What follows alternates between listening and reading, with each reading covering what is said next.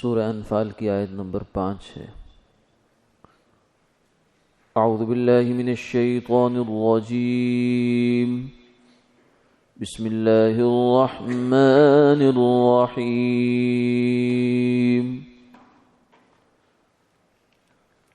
كما أخرجك ربك من بيتك بالحق وإن فريقا من المؤمنين لكارهون يجادلونك في الحق بعدما تبين كأنما يساقون إلى الموت وهم ينظرون۔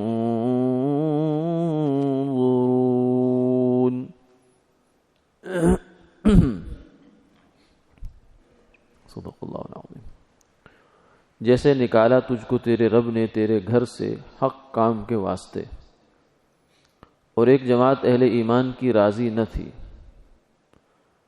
وہ تجھ سے جھگڑتے تھے حق بات میں اس کے ظاہر ہو چکنے کے بعد، گویا وہ ہانکے جاتے ہیں موت کی طرف آنکھوں دیکھتے۔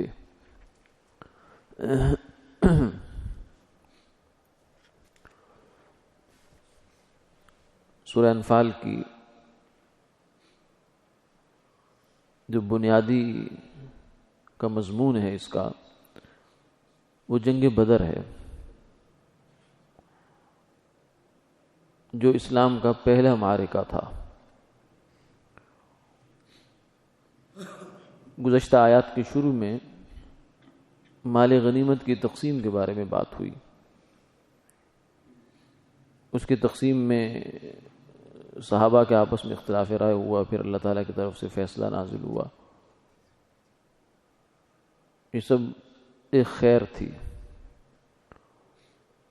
جو اس اختلاف کے پیچھے چھپی ہوئی تھی، کہ اللہ تعالیٰ نے قرآن پاک میں اس کا فیصلہ قیامت تک کے لیے محفوظ کر دیا۔ فرمایا کہ اسی قسم کی خیر ہم نے آپ کو خود جنگ کے اندر بھی دکھائی ہے، دی ہے۔ وہ یہ ہے کہ تفصیل اس واقعے کی اس طرح سے ہے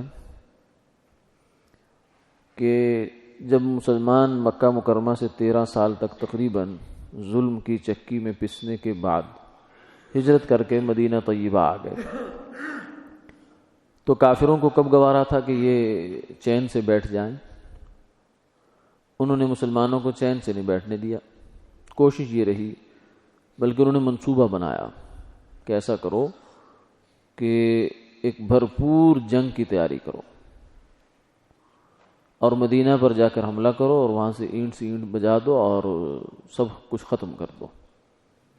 اس کے لیے سوال اٹھا کہ مال کہاں سے آئے گا، اتنی تیاری جنگ کی کہاں سے ہوگی؟ تو انہوں نے کہا اس کی تجارت کرتے ہیں۔ چنانچہ قریش نے اپنا بہت سارا بڑھ چڑھ کر سرمایہ لگایا اور ایک قافلہ روانہ کیا، تجارتی قافلہ شام کو، کیونکہ قریش 2 تجارتی قافلے 2 طرف ان کے چلتے تھے، رحلۃ الشتاء والصیف۔ گرمیوں میں یہ لوگ جاتے تھے شام، کیونکہ شام ٹھنڈا علاقہ ہے تو وہاں گرمیوں میں برفیلا علاقہ تھا، چہل پہل ہوتی تھی۔ اور دوسرا سردیوں میں ان کے قافلے جاتے تھے یمن کی طرف۔ تو یہ دونوں موسموں میں ان کے لیے برابر تھا، یعنی ان کا کام کاج تجارت جو ہے وہ چلتی رہتی تھی ویسے ہی۔ اس لیے اللہ تعالیٰ نے اس کو ایک بڑا انعام ان کے اوپر شمار کیا کہ نہ تمہیں وہاں کوئی روکتا ہے نہ تمہیں یہاں کوئی روکتا ہے۔ لإیلاف قریش، حالانکہ دوسروں کے قافلے لوٹتے ہیں، جو باقی قبائل تھے عرب کے، وہ ایک دوسرے کو لوٹ لیا کرتے تھے، بھوک تھی بہت زیادہ، تو ویسے بھی اخلاقی لحاظ سے بھی کمزوریاں تھیں تو لوٹ لیتے تھے، لیکن قریش کے قافلے کا احترام ہوتا تھا کہ یہ بیت اللہ کے مجاور ہیں، بیت اللہ کے متولی ہیں یہ لوگ، اس لیے ان کو کوئی کچھ نہیں کہتا تھا۔ تو یہ قافلہ انہوں نے بھیجا، وقت ایسا تھا کہ شام کی طرف، تو گرمی کا موسم تھا یہ، تو انہوں نے کہا کہ جاؤ شام میں یہ پورا سرمایہ لے جاؤ اور اس سے جا کر سامان خریدو، سامان خریدنے کے بعد واپس لے آؤ اور یہاں آ کر اس کو بیچو، اس میں سے جتنا نفع ہوگا وہ سارا اس جنگ پہ لگایا جائے گا۔ بعض رات نے اس کے تقریباً اندازہ لگایا کہ یہ کئی کروڑوں میں آج کل کے حساب سے جو ہے وہ ایک یہ مال بنتا ہے. دینار بہت سارے جو ہے وہ دینار، ہزاروں دینار تھے سکے سونے کے، جس میں اس کی مالیت اس قافلے کی لگائی گئی. ادھر آپ صلی اللہ علیہ وسلم کو خبر ملی کہ ایسے ایسے ہو چکا ہے. قریش نے گٹھ جوڑ کیا ہے اور انہوں نے یہ فیصلہ کیا ہے کہ ہم بھرپور تیاری کر کے مدینہ منورہ پر حملہ کریں گے. تو آپ صلی اللہ علیہ وسلم کو جب یہ اطلاع ملی تو آپ نے معلوم کیا کہ اب کیا صورتحال ہے. تو پتہ چلا کہ وہ قافلہ جو ہے تجارتی وہ آ رہا ہے واپس، کیونکہ مکہ مکرمہ اور شام کے درمیان مدینہ منورہ پڑتا ہے. تو وہ اس قافلے نے مدینہ کے پاس سے گزرنا تھا. تو انہوں نے آپ صلی اللہ علیہ وسلم نے صحابہ سے کہا کہ تیاری کرو، اور بالکل پتہ چلا کہ قریب پہنچ چکا ہے، مدینہ کے بالکل قریب ہے، زیادہ دنوں کا وقفہ نہیں ہے. تو آپ نے بالکل شارٹ نوٹس پہ جیسے کہتے ہیں نا تیاری کروائی اور کہا کہ بس نکلو، جس کے پاس جو کچھ تیار ہے وہ لے کر نکلے. حتیٰ کہ اگر اتنی جلدی میں آپ نے یہ تیاری فرمائی ہے کہ فرمایا کہ اگر کسی کے جانور چراگاہ میں ہے نا تو وہ جانور لینے نہ جائے.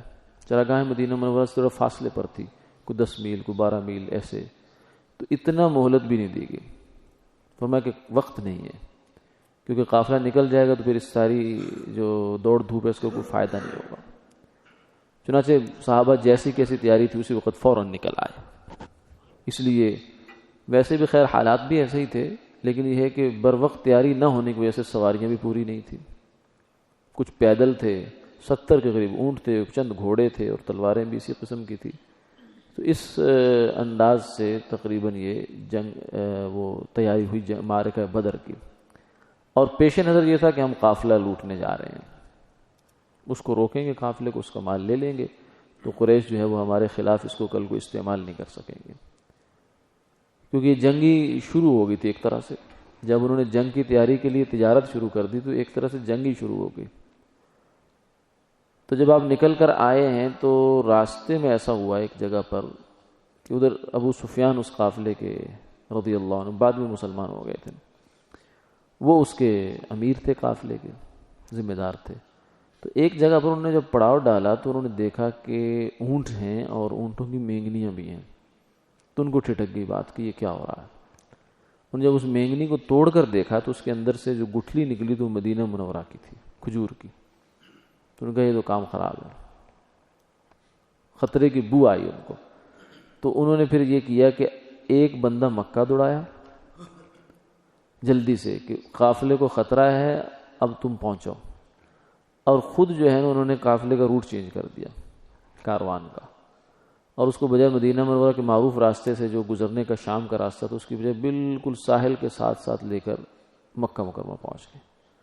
ادھر جو کافروں کو اطلاع ملی تو وہ بھی تیاری کر کے ادھر پہنچ گئے. مسلمانوں کی تعداد 313. آپ صلی اللہ علیہ وسلم کو جب یہ پتہ چلا 313 تعداد ہے، گنوائی تعداد آپ نے، تو آپ نے اس کو نیک فال لیا. فرمایا کہ جو طالوت تھے، فلما فصل طالوت بالجنود، حضرت داؤد علیہ السلام کے زمانے میں ان کے جو ساتھی گئے تو بہت سارے ان کے ساتھ، لیکن راستے میں ایک دریا پڑا. تو طالوت نے کہا کہ اس سے پیٹ بھر کے پانی کوئی نہ پیے، پینا بھی ہے تو ایک آدھ چلو لے لو بس، زیادہ جو پانی پیے گا وہ ہمارے ساتھ نہیں رہ سکتا، مشکل ہو جائے گا اس کا جانا. لیکن لوگوں نے کچھ نہ سنی. چند لوگوں نے ان کی ہدایت پر عمل کیا، انہوں نے پانی بس ایک آدھ چلو لیا اور بس پھر آگے چل دیے. لیکن یہ جو لوگ پانی پر ٹوٹ پڑے تھے وہ پیتے پیتے پیتے اتنا پانی پی گئے کہ اب ان سے چلنا پھرنا مشکل ہو گیا. ان کا ہم نہیں جا سکتے، ان کا تم بیٹھے رہو یہیں پہ، تمہاری ضرورت بھی نہیں ہے. تو 313 آدمی جو تھے وہ ان کے ساتھ چلے تھے. تو آپ نے فرمایا کہ انشاءاللہ جیسے ان کو فتح ہوئی اللہ تعالی ہمیں بھی فتح عطا فرمائیں گے. تو 313 کا ادھر ہے، اور 1000 کے قریب لاؤ لشکر کے ساتھ جو کیل کانٹے سے لیس لشکر ہے وہ اس طرف آ گیا. اب اس موقع پر حضور صلی اللہ علیہ وسلم نے کو اندازہ ہوا کہ یہ تو کام ایسے ہونے جا رہا ہے، یہ تو بجائے اس کے کہ قافلہ ہمارے سامنے آتا اس کی جگہ تو یہ آ گیا ہے، مصیبت سامنے آ گئی. لیکن آپ نے پھر صحابہ سے پوچھا کہ اب کیا کرنا ہے. تو صحابہ نے کہا ہم لڑیں گے جہاد کریں گے انشاءاللہ. ہم تو یہ چاہتے تھے یہ موقع ملے. مکہ مکرمہ میں تو ہمارے ہاتھ باندھے ہوئے تھے, ہمیں بولنے کی اجازت تک نہیں تھی, لیکن اب تو ہمیں کوئی ایسی پابندی ہمارے اوپر نہیں, اب تم آزاد ہیں. تو آپ صلی اللہ علیہ وسلم نے پوچھا کیا کرنا ہے, تو ابو بکر کھڑے ہوئے, یا رسول اللہ جو آپ فرمائیں گے ویسا کریں گے.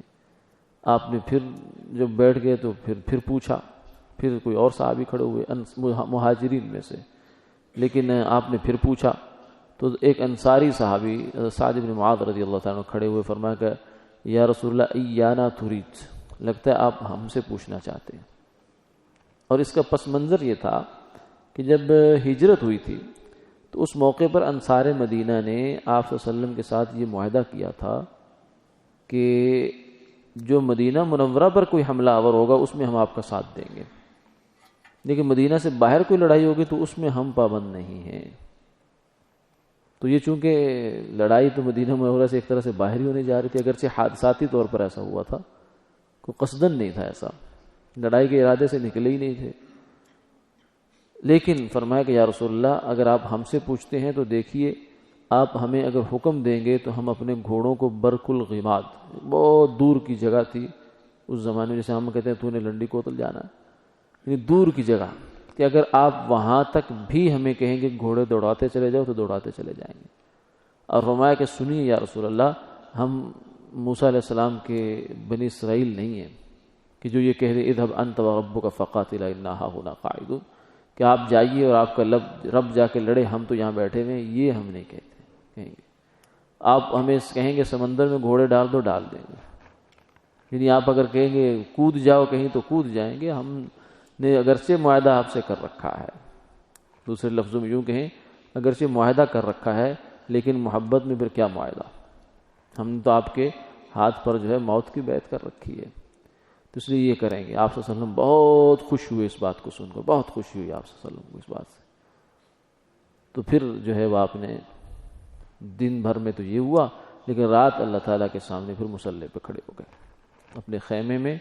اتنی لمبی دعا, اتنی لمبی دعا, اتنی لمبی دعا, حتیٰ کہ آپ کی جو چادر مبارک ہے کندھوں سے وہ گر گئی, اور آپ ایک ہی دعا فرماتے اللہم ان تہلک ہذہ العصابہ لن تعبد الی یوم القیامہ, اے اللہ اگر آپ نے اس جماعت کو ختم کر دیا جو میرے ساتھ آئی ہوئی ہے تو قیامت تک کے لیے آپ کی کوئی نام لیوا نہیں بچے گا.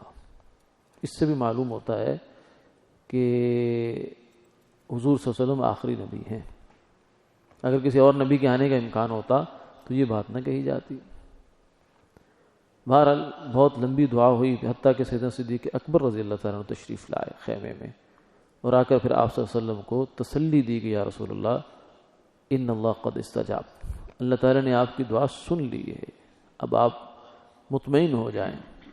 چنانچہ پھر صبح کے وقت اللہ تعالیٰ نے معرکہ بدر ہوا جس میں 70 کافر مارے گئے, اور اللہ تعالیٰ نے کہ فرشتوں کے نزول ہوا اس معرکے میں.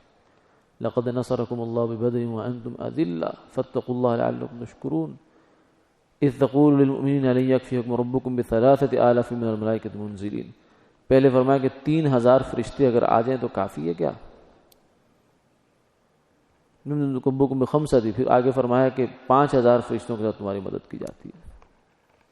اور صحابہ کہتے ہیں کہ اس کی ہم نے اپنی آنکھوں سے دیکھا ہے فرشتوں کو, وہ ایسے کہ ہم نے جو ہے دیکھا کہ ایک کافر کی طرف ہم بڑھے ہیں اس کی گردن مارنے کے لیے, ابھی ہماری تلوار پڑی نہیں, گردن پہلے کٹ گئی.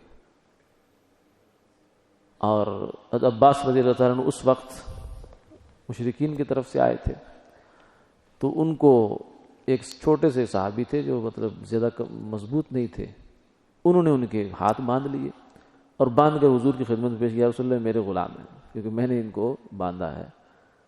تو عباس رضی اللہ عنہ فرمایا کہ یا رسول اللہ اس نے نہیں باندھا, یہ کسی اور نے باندھ کے مجھے دیا ہے, اس کو یہی لگتا ہے کہ میں نے باندھا ہے لیکن اس نے باندھا نہیں ہے, یہ باندھا کسی اور نے.